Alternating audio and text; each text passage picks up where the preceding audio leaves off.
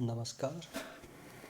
आज की क्लास में हम चौथा मूल अधिकार का वर्ग धार्मिक स्वतंत्रता का अधिकार जो संविधान के में अनुच्छेद 25 से 28 तक वर्णित है, जिसका शीर्षक है फ्रीडम ऑफ रिलीजन। इसमें मुख्यतः 4 अनुच्छेद है, 25, 26, 27 और 28। तो इनके बारे में हम अध्ययन करेंगे। तो ये एक तरीके से धर्मनिरपेक्षता से संबंधित हमारा अध्ययन है कि क्या भारतीय संविधान धर्मनिरपेक्ष है या नहीं है। ये एक डिबेट का इश्यू हो सकता है, जो हम सामान्य रूप से अगर हम देखें तो एक धर्मनिरपेक्ष राज्य हम किसे कहेंगे, सेक्युलर स्टेट क्या होता है। तो एक धर्मनिरपेक्ष राज्य वे राज्य होता है जिसमें राज्य न तो धर्म का विरोध करता है और न ही वह किसी धर्म विशेष के अधीन प्रभाव में होता है। धर्मनिरपेक्षता की कुछ विशेषताएं होती है, जिसमें 3-4 मोटी विशेषताएं हैं जिसको हम देख सकते हैं। पहली विशेषता है कि जो धर्मनिरपेक्ष राज्य होते हैं, इन राज्यों में राज्य का कोई धर्म नहीं होता है। दूसरी विशेषता है कि ऐसे राज्यों में क्या होता है कि राज्य धर्म के आधार पर नागरिकों में भेदभाव नहीं करता है। तीसरी विशेषता है कि इन राज्यों में क्या होता है, धर्मनिरपेक्ष राज्य की विशेषता होती है कि यहाँ प्रत्येक व्यक्ति को धार्मिक स्वतंत्रता प्राप्त होती है। धार्मिक स्वतंत्रता के कई पक्ष हैं, जिसमें अपने धर्म को मानने, अपने धर्म का प्रचार करने, अपनी धार्मिक संस्थाओं का प्रबंध करने, धर्मांतरण करने की स्वतंत्रता, कोई धर्म न मानने की स्वतंत्रता है, नए धार्मिक मत स्थापित करने की स्वतंत्रता है। ये सब होती है। तो ये एक धर्मनिरपेक्ष राज्य में सभी नागरिकों को उपलब्ध होती है। चौथी जो धर्मनिरपेक्षता की विशेषता है वो है कि धर्मनिरपेक्ष राज्य में क्या होता है कि प्राय धर्म के क्षेत्र में राज्य इंटरफेयर या हस्तक्षेप नहीं करता है। वह केवल एक्सेप्शनल कंडीशन में हस्तक्षेप करता है, आपराधिक परिस्थितियों में हस्तक्षेप करता है, जब किसी धर्म विशेष की बात पब्लिक लॉ एंड ऑर्डर या राज्य की सुरक्षा के लिए जरूरी हो जाती है। नेक्स्ट जो धर्मनिरपेक्षता की या धार्मिक राज्य की विशेषता है, तो एक धर्मनिरपेक्ष राज्य क्या करता है, धार्मिक मामलों में हस्तक्षेप नहीं करता है, किंतु उससे धर्म से जुड़े हुए गैर धार्मिक मामलों में इंटरफेयर कर सकता है। जैसे कि धार्मिक मेला है या सम्मेलन है, तो वहाँ पर लोगों की सुरक्षा के लिए या फिर इन संस्थाओं में टैक्स से रिलेटेड अधार्मिक पक्ष है, इनके लिए वो कार्य कर सकता है, इंटरफेयर कर सकता है, अधार्मिक मामलों में हस्तक्षेप कर सकता है।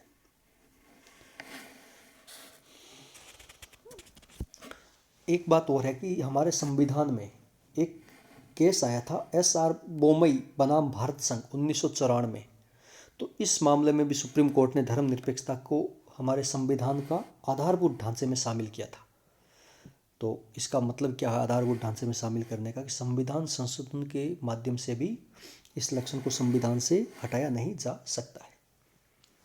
तो ये धार्मिक स्वतंत्रता में धर्मनिरपेक्षता का मुख्य विशेषताएं हमने संक्षेप में जानी। अब हम पर्टिकुलर आर्टिकल या अनुच्छेद का थोड़ा विस्तृत रूप से जानकारी लेंगे। तो पहला जो आर्टिकल है इसमें वो है आर्टिकल 25, जिसकी हेडिंग है freedom of conscious and religion. और इस अनुच्छेद में 2 खंड है, 25(1) और 25(2). जो 25(1) है, जो आप ये देख पा रहे हो, तो इसमें क्या है कि धर्म की स्वतंत्रता का अधिकार दिया गया है। और जो 25(2) है, जिसके 2 उपखंड है, इसमें क्या दिया गया है, धार्मिक स्वतंत्रता पर जो युक्तियुक्त निर्बंधन लगाया जा सकता है राज्य, उनके बारे में बताया गया है। और इसके अलावा 25(2) में 2 स्पष्टीकरण भी दिए गए हैं, जो सिख धर्म और हिंदू धर्म के बारे में है। जैसा कि अनुच्छेद 25(1) का जो पार्ट है वो आप ये देख पा रहे हो कि पब्लिक ऑर्डर, मॉरलिटी, हेल्थ तथा इस भाग के अन्य उपबंधों के अधीन रहते हुए सभी व्यक्तियों को फ्रीडम ऑफ कॉन्शियस और धर्म को अबाध रूप से मानने, आचरण करने और प्रचार करने का समान हक होगा। तो इस अनुच्छेद में या इस पर्टिकुलर भाग में 2 या 3 वर्ड इंपॉर्टेंट है। पहला है अंतःकरण, धर्म, आचरण, प्रचार। तो अंतःकरण की स्वतंत्रता का अर्थ क्या होता है? अंतःकरण की स्वतंत्रता का अर्थ है कि प्रत्येक व्यक्ति अपनी व्यक्तिगत विचारधारा, सोच, आस्था और चेतना के अनुसार जीवन जीने का अधिकार रखता है। तो अंतःकरण की स्वतंत्रता सिर्फ रिलीजियस लाइफ से नहीं जुड़ी हुई है, ये धर्म से तटस्थ व्यक्ति की भी स्वतंत्रता को अपने में समेट लेता है। जहाँ तक धर्म शब्द की बात है, जो रिलीजन वर्ड है इंग्लिश का रिलीजन, तो संविधान में उसकी कोई निश्चित परिभाषा नहीं दी गई है और धर्म जैसी एक जटिल संकल्पना की परिभाषा दी भी नहीं जा सकती है। पर मोटे तौर पर अपने धार्मिक विश्वासों को मानने की स्वतंत्रता धर्म है। और धर्म का आचरण, प्रैक्टिस ऑफ रिलीजन, इसका अर्थ है कि कोई धर्म विशेष जिन कर्म कांडों या आनुष्ठानिक कृत्यों को करने की सलाह देता है, तो प्रत्येक व्यक्ति को वो कर्म कांड करने की स्वतंत्रता है। तीसरा जो वर्ड है धर्म के प्रचार की, प्रोपोगेशन ऑफ रिलीजन। प्रचार के अधिकार का अर्थ क्या है कि व्यक्ति अपने जो धार्मिक विश्वास की प्रशंसापूर्ण अभिव्यक्ति दूसरों के सामने कर सकता है और उन्हें प्रेरित भी कर सकता है कि वे उसके धर्म को अपनाएं। तो स्पष्ट है कि भारतीय संविधान का जो आर्टिकल 25 है प्रत्येक व्यक्ति को काफ़ी विस्तृत अर्थों में धार्मिक स्वतंत्रता देता है।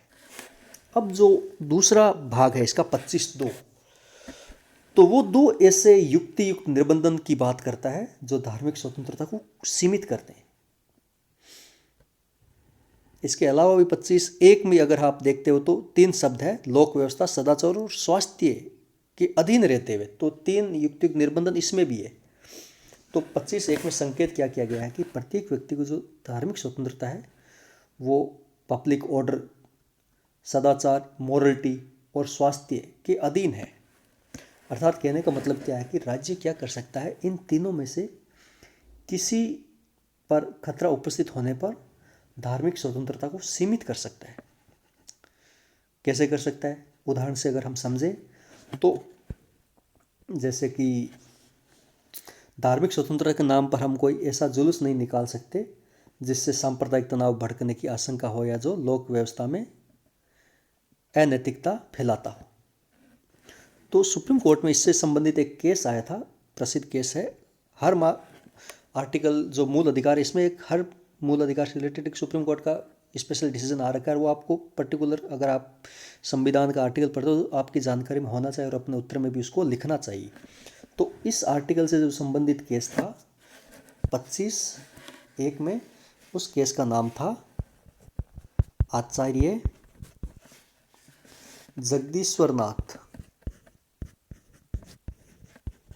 जगदीश्वरानंद अवधूत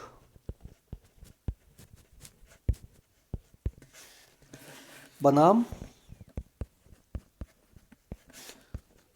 पुलिस कमिश्नर कलकत्ता 1983। तो ये केस था। तो इस मामले में सुप्रीम कोर्ट ने क्या किया कि एक संप्रदाय है आनंद मार्गी संप्रदाय।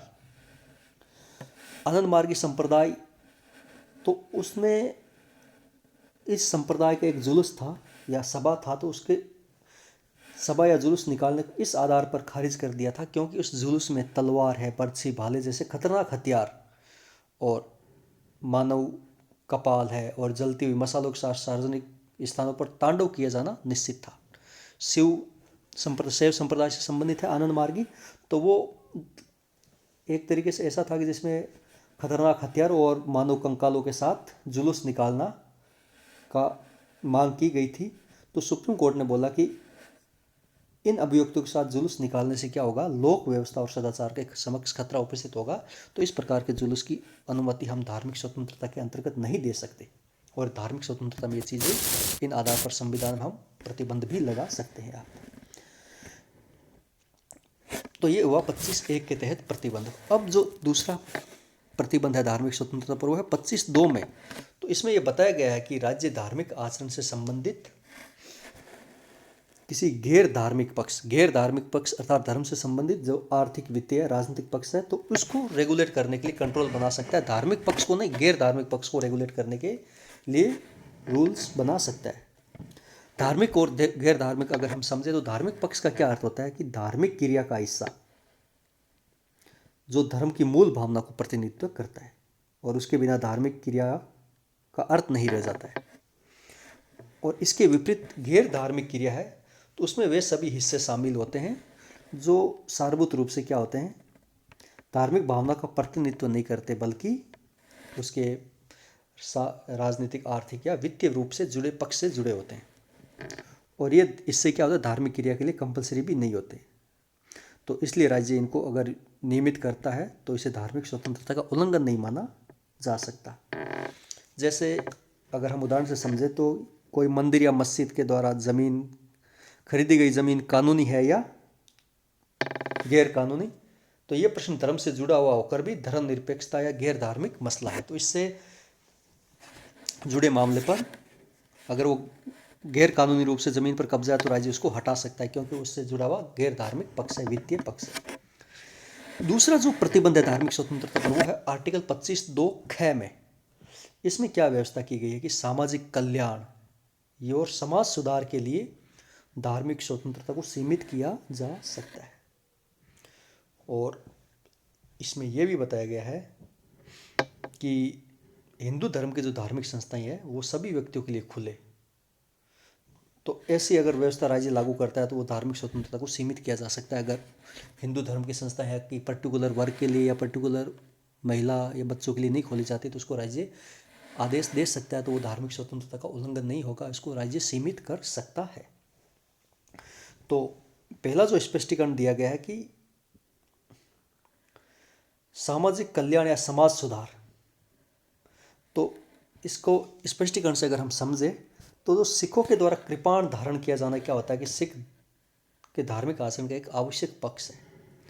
तो इसका अर्थ है कि लोक व्यवस्था के आधार पर सिखों पर कृपाण धारण करने से मना नहीं किया जा सकता। पर इसका दूसरा पक्ष ये है कि अनुच्छेद जो 25(2) ख है तो उसमें हिंदू शब्द में सिख, जैन और बौद्ध धर्म के भी अनुयायी शामिल है। तो कहने का मतलब यह है कि राज्य जिस तरह हिंदू मंदिरों के सभी के लिए खोलने के लिए बाध्यता आरोपित कर सकता है, वैसे ही इन तीन समुदाय सिख, जैन और बौद्ध, इन समुदाय को उपासना के स्थल को भी जनता के सभी वर्गों के लिए खुला करने का आदेश दे सकता है। हिंदू धर्म के अंतर्गत ही बौद्ध, जैन और सिखिज्म को शामिल किया गया है। तो आर्टिकल 25 में जो धार्मिक स्वतंत्रता और उस पर प्रतिबंध लगाए उसको जुड़े हुए मामले सुप्रीम कोर्ट के सामने आते रहते हैं। और सबसे ज़्यादा विवाद क्या होता है कि धर्म के प्रचार के संबंध में आज तक आए हैं। पर सुप्रीम कोर्ट ने धर्म के प्रचार पर कुछ सीमाएं भी स्पष्ट की है जो सभी न्यायालयों पर बाध्यकारी है। तो वो सीमाएं, इस जो केस आया था एक सुप्रीम कोर्ट के सामने, ये धर्म के प्रचार से संबंधित, उस केस का नाम था स्टेनिलास बनाम मध्य प्रदेश राज्य। ये आया था 1977 में सुप्रीम कोर्ट में। तो इसमें सुप्रीम कोर्ट ने कुछ अपने निर्णय में बातें स्पष्ट की कि आर्टिकल जो 25(1) है उसमें जो धार्मिक स्वतंत्रता या धर्म के प्रचार की स्वतंत्रता का अर्थ यह नहीं है कि धर्मांतरण करने की स्वतंत्रता प्रदान की जाए। और 25(1) में जो अंतःकरण की स्वतंत्रता का वर्णित किया गया है, तो प्रत्येक व्यक्ति अपनी इच्छा से किसी भी धर्म को अपना सकता है। तो कहने का मतलब ये होता है कि अंतःकरण की स्वतंत्रता में अपना धर्म बदलने की स्वतंत्रता भी निहित है। अगर अंतःकरण से कोई व्यक्ति अपना धर्म चेंज करता है तो उसकी धार्मिक स्वतंत्रता है। और धार्मिक प्रचार का अर्थ है कि व्यक्ति दूसरों को अपने धर्म की विशेषताओं का परिचय दे सकता है, उसकी श्रेष्ठता का प्रतिपादन कर सकता है और अपने तर्क को, अगर कोई व्यक्ति ऐसी जानकारी देता है तो उसके तर्क या फिर विचारों से कोई अगर प्रभावित होकर कोई व्यक्ति स्वेच्छा से अपना धर्म छोड़कर उसके धर्म में दीक्षित होता है तो इसे भी अंतःकरण की स्वतंत्रता में अभिव्यक्त माना जाएगा। परंतु यदि कोई व्यक्ति बल है, कपट, लालच या प्रलोभन से किसी व्यक्ति को धर्म बदलने की या धर्मांतरण के लिए प्रेरित करता है तो इसे धार्मिक स्वतंत्रता का उल्लंघन समझा जाएगा, क्योंकि ऐसे अनुचित दबाव से घिरे व्यक्ति के पास सही अर्थों में अंतःकरण की स्वतंत्रता नहीं बच पाती है। तो दबाव से किसी का धर्म चेंज किया जाता है तो वो धार्मिक स्वतंत्रता के अंतर्गत शामिल नहीं है, वो उल्लंघन है। तो कहने का मतलब यह है कि धर्म का प्रचार करने में धर्मांतरण करने का अधिकार भी निहित है, तो ये अधिकार सभी वर्गों के पास है। और यदि धर्म ऐसी कोशिश करेगा जो लोक व्यवस्था बिगड़ने का खतरा होना है, तो ऐसी स्थिति में राज्यों का हक है कि वे इस स्वतंत्रता को सीमित कर सकें, क्योंकि जो 25(1) में धर्म बदलने की स्वतंत्रता दी गई वो लोक व्यवस्था के अधीन है। आपको अगर धर्मांतरण हो रहा है उससे स्टेट में लॉ एंड ऑर्डर की समस्या पैदा होती है तो राज्य उस पर प्रतिबंध भी लगा सकता है। तो ये आर्टिकल 25 हमने विस्तृत रूप से जाना। नेक्स्ट जो आर्टिकल है संविधान धार्मिक स्वतंत्रता में वो है article 26, freedom to manage religious affairs, धार्मिक कार्यों के प्रबंध की स्वतंत्रता। तो अनुच्छेद 25 में जो स्वतंत्रता क्या व्यक्तियों को दी गई है वही स्वतंत्रता 26 में क्या दी गई है, धार्मिक संप्रदायों को दी गई है। और इसका मूल पाठ किस प्रकार है कि लोक व्यवस्था, सदाचार और स्वास्थ्य के अधीन रहते हुए प्रत्येक धार्मिक संप्रदाय या उसके अनुभाग को धार्मिक और पूर्त प्रयोजनों के लिए संस्थानों की स्थापना और पोषण का, अपने धर्म विषय कार्यों का प्रबंध करने का, स्थावर और जंगम संपत्ति के अर्जन और स्वामित्व का और ऐसी संपत्ति का कानून के अनुसार प्रशासन करने का अधिकार होगा। तो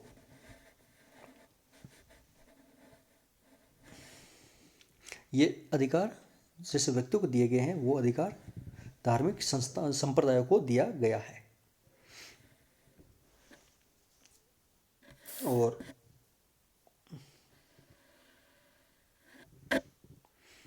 ये अधिकार 3 प्रतिबंधों का अधीन है, लोक व्यवस्था, सदाचार और स्वास्थ्य का अधीन।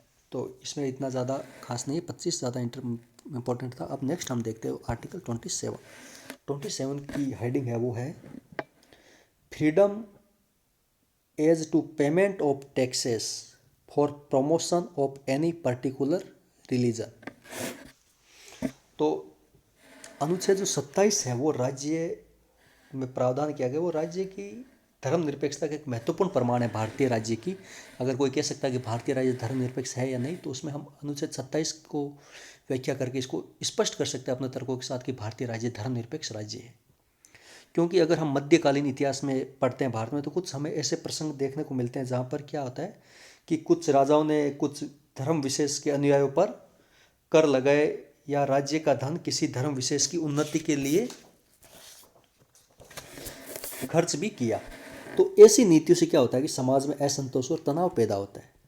तो संविधान निर्माता भी इस बात से विज्ञ थे और तो उन्होंने भी विभिन्न धार्मिक संप्रदायों को समान अधिकार देने की दृष्टि से आर्टिकल 27 में ये प्रावधान किया कि किसी व्यक्ति को ऐसे करों का पेमेंट करने के लिए बाध्य नहीं किया जाएगा जिनके प्रोसिस्ट किसी विशिष्ट धर्म या धार्मिक संप्रदाय के प्रमोशन या मेंटेनेंस में व्यय करने के लिए विनियोजित किए जाते हैं। तो इस केस में सुप्रीम कोर्ट ने 2 बातों पर मुख्य अर्थ दिया कि किसी भी व्यक्ति को किसी विशेष धर्म की उन्नति या पोषण के लिए कर देने के लिए बाध्य नहीं किया जाएगा। और दूसरी बात यह है कि जो कर हम आम आदमी राज्य ने साधारण कानून से एकत्रित किए हैं उनका प्रयोग भी क्या करेगा, किसी विशेष धर्म की उन्नति के लिए नहीं कर सकेगा। तो भारतीय राज्य धर्मनिरपेक्षता की एक सकारात्मक नीति का पालन करता है। तो राज्य विशिष्ट स्थितियों में क्या कर सकता है, विभिन्न धर्मों के महत्वपूर्ण मामलों में वित्तीय भूमिका निभा सकता है। और अनुच्छेद 27 इस बात के लिए मना करता है कि वह सिर्फ किसी धर्म विशेष की उन्नति के लिए राज्य के धन का प्रयोग नहीं करेगा, किंतु यदि राज्य विभिन्न धर्मों को समान महत्व देते हुए अगर कोई धन खर्च करता है तो वो आर्टिकल 27 का उल्लंघन नहीं होगा। और इसी प्रकार अगर राज्य धर्म से जुड़े गैर धार्मिक कार्य या धर्म से जुड़े लोक व्यवस्था संबंधी कार्यों पर खर्च करता है तो वो भी आर्टिकल 27 का अतिक्रमण नहीं होगा। जैसे उदाहरण अगर के रूप में अगर हम समझे कि कुंभ का मेला है या मुहर्रम का जुलूस है, तो वहाँ लोक व्यवस्था बनाए रखने के लिए राज्य क्या करता है कि पुलिस व्यवस्था, चिकित्सा व्यवस्था आदि पर खर्च करता है, तो वो आर्टिकल 27 का उल्लंघन नहीं होगा, क्योंकि वो सभी धर्मों को समान रूप से आदर करना है। तो भारतीय राज्य एक नकारात्मक धर्मनिरपेक्षता को नहीं अपनाता कि वो सभी धर्मों से दूरी बनाएगा, जबकि सकारात्मक धर्मनिरपेक्षता का कंसेप्ट अपनाता है कि सभी धर्मों की उन्नति में समान सहयोग करेगा। तो ये आर्टिकल 27 था। नेक्स्ट जो आर्टिकल है महत्वपूर्ण, वह आर्टिकल 28, धार्मिक स्वतंत्रता का अंतिम। तो इसमें लिखा है, हेडिंग है, freedom as to attendance at religious instruction और religious worship in certain educational institutions. तो ये भी भारतीय राज्य की धर्मनिरपेक्षता की दृष्टि से अत्यंत महत्वपूर्ण अनुच्छेद है, और इसमें यह प्रावधान किया गया है कि किसी भी व्यक्ति को अपनी शिक्षा संस्था द्वारा आयोजित धार्मिक शिक्षा या धार्मिक उपासना में भाग लेने के लिए मजबूर ना होना पड़े, जो उसके अंतःकरण के विरुद्ध हो। अगर नहीं चाहता है और उसको मजबूर नहीं किया जाए कि वो ऐसी धार्मिक सभा में बैठे। तो इस आर्टिकल के 3 अनुच्छेद खंड है। पहला है 28(1), वो है कि राज्य निधि से पूर्णतः पोषित किसी शिक्षा संस्था में कोई धार्मिक शिक्षा नहीं दी जाएगी। दूसरा है खंड 1, राज्य निधि से पूर्णतः पोषित शिक्षा नहीं दी जाएगी, तो वो बात ऐसी संस्था पर लागू नहीं होगी जिसका प्रशासन तो राज्य करता है, किंतु जो किसी ऐसे ट्रस्ट के अधीन स्थापित हुई है जिसके अनुसार उस संस्था में धार्मिक शिक्षा देना जरूरी है। और तीसरा जो 28(3) है, उसमें यह लिखा गया है कि राज्य से मान्यता प्राप्त या राज्य निधि से सहायता पाने वाली शिक्षा संस्था होगी, उसमें धार्मिक बैठक या प्रार्थना में उपस्थित होने के लिए व्यक्ति को उसकी सहमति के मजबूर नहीं किया जा सकता, और अगर वो अवयस्क है तो उसके घर वालों की सहमति से ही बाद ही उसको सभा में उपस्थित होने के लिए कहा जा सकता है। तो 28 का जो अगर हम सरल रूप से समझे तो यहाँ पर सभी शिक्षा संस्थाओं को क्या 4 वर्गों में बांटा गया है। पहला है कि राज्य के द्वारा पूर्णतः वित्त पोषित, जैसे सरकारी स्कूल। दूसरा है कि राज्य से अंशतः सहायता प्राप्त करने वाली संस्थाएं, कुछ हिस्सा राज्य उनको पैसा देता है जबकि वो प्राइवेट एंटिटी के द्वारा चलाई जाती है। तीसरा है कि राज्य से मान्यता प्राप्त संस्थाएं, चाहे वो राज्य से वित्तीय सहायता न लेती हो परंतु राज्य से मान्यता प्राप्त है, जैसे निजी स्कूल कह सकते हो आप, प्राइवेट स्कूल। और चौथी है कि ऐसी संस्था जो राज्य द्वारा प्रशासित की जाती है, राज्य उनका एडमिनिस्ट्रेशन करता है परंतु उनकी स्थापना क्या होता है, किसी धार्मिक ट्रस्ट ने की हुई है और वहाँ पर धार्मिक शिक्षा देना आवश्यक है। तो जो पहली बात है कि सरकारी स्कूल मान लो आप, तो वहाँ पर तो किसी भी स्थिति में धार्मिक शिक्षा नहीं दी जा सकती। ऐसा इसलिए है क्योंकि धर्मनिरपेक्ष राज्य में सामान्यतः क्या होता है कि राज्य धर्म से दूरी बनाकर चलता है, और यदि राज्य द्वारा पूर्णतः वित्त पोषित संस्थाओं में धार्मिक शिक्षा दी जाएगी तो राज्य की धर्मनिरपेक्षता पर प्रश्न उठना तय है। दूसरा है कि जो दूसरा और तीसरा है कि राज्य से अंशतः सहायता पाने वाली संस्था और राज्य से मान्यता प्राप्त संस्था। तो ये वो संस्थाएं हैं जहाँ राज्य अपना प्रभाव थोड़ा बहुत अंशतः रखता है, अर्थात वो या तो कुछ वित्तीय सहायता लेती है संस्था या मान्यता लेती है सरकार से। तो इसके संबंध में ये नियम है कि इनमें धार्मिक शिक्षा तो दी जा सकती है, किंतु कोई व्यक्ति किसी अगर भिन्न धर्म को मानने वाला है, अलग धर्म को मानने वाला हो, तो उसकी सहमति के बिना उसे ऐसी शिक्षा या ऐसी प्रार्थना में उपस्थित रहने के लिए बाध्य नहीं किया जा सकता। जो चौथा प्रकार है वो है कि ऐसी संस्था जो राज्य के द्वारा प्रशासित की जाती है परंतु उनकी स्थापना किसी धार्मिक संप्रदाय या धार्मिक ट्रस्ट ने की है। तो इसमें वे संस्थाएं आती है जो राज्य के द्वारा प्रशासित तो की जाती है किंतु उनका स्थापना किसी रिलीजियस ट्रस्ट के तहत की गई है। उदाहरण के लिए मदरसा बोर्ड की शिक्षा संस्थाएं हैं, ये इसके अंतर्गत शामिल है। तो ऐसी संस्थाओं में क्या होता है कि धार्मिक शिक्षा देने के लिए वो संस्था स्वतंत्र है, और अन्य धर्मों के व्यक्ति ऐसी संस्थाओं में इसी शर्त पर प्रवेश ले सकते हैं कि उन्हें उस पर्टिकुलर धर्म की धार्मिक शिक्षा से कोई आपत्ति नहीं है। तो जैसे अगर कोई हिंदू बच्चा है, मदरसा बोर्ड मदरसे में पढ़ता है, तो वो उसको यहाँ ये नहीं कह सकते कि उसको धार्मिक शिक्षा स्वतंत्रता का उल्लंघन हो रहा है, उसको धार्मिक शिक्षा दी जाएगी, क्योंकि ऐसी संस्थाओं में धार्मिक शिक्षा दी जा सकती है जो किसी धर्म के द्वारा स्थापित की गई हो परंतु उनका एडमिनिस्ट्रेशन राज्य करता हो। तो ये जो मुख्य आज हमने देखा धार्मिक स्वतंत्रता का अधिकार। नेक्स्ट एक हम पढ़ेंगे, अलग से आपको मैं क्वेश्चन बना के दे दूंगा कि क्या भारतीय राज्य धर्मनिरपेक्ष राज्य है या नहीं है। इसके पक्ष और विपक्ष में तर्क हम क्या दे सकते हैं और कंक्लूजन क्या लिख सकते हैं। तो आज की क्लास में समाप्त करते हैं। Thank you.